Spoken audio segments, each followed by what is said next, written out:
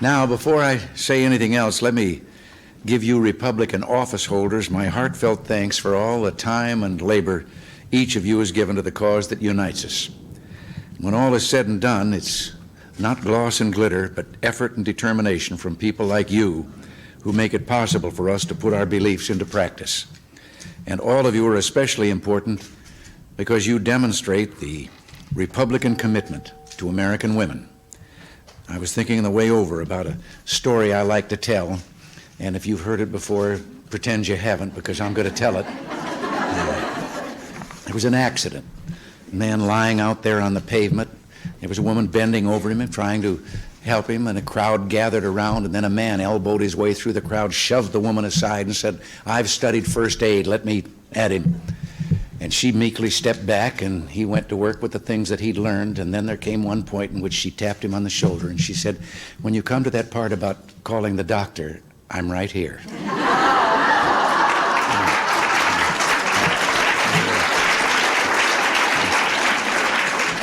But as women have taken on new roles in society, the Republican Party has given them, I think, firm support. First, it was the GOP that gave its backing to women's suffrage. And then our party became the first to elect a woman congressman to the United States Congress, and the only party ever to elect women to the United States Senate who were not first just filling out unexpired terms. Today, the two women in the Senate, my friends Nancy Kassebaum and Paula Hawkins, are Republicans. And we have 9 outstanding Republican women in the House of Representatives. And I'd just like to ask Paula right now, wouldn't you like to have more company? All right. In our administration, we've appointed many women to positions of top responsibility.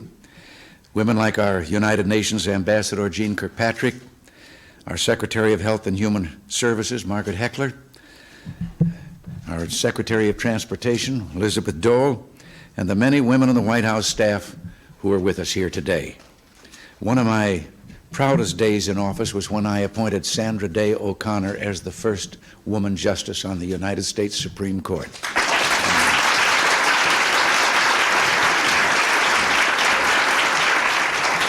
And believe me, I've had many reasons to cheer that appointment.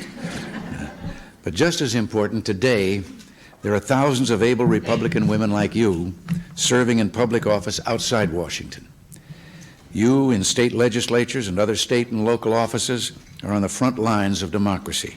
You have the chance to put your beliefs into practice close to the people, closer than Washington can, and Washington can't match your ability to do that. We look on you as our eyes and ears, as leaders who truly know what the American people think and need.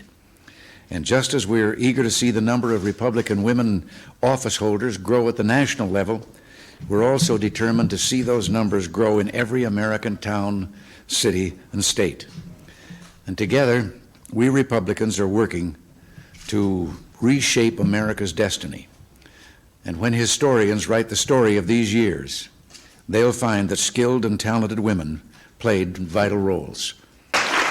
All of us share a dream. It's a dream of a broad and open land that offers prosperity to all.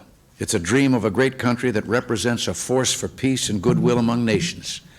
It's a dream of a land where every citizen is judged not according to color, religion, or sex, but on the sole basis of individual merit. A land where every woman and man is free to become all that she or he can. And come to think of it, I wouldn't be surprised if one day one of you had my job.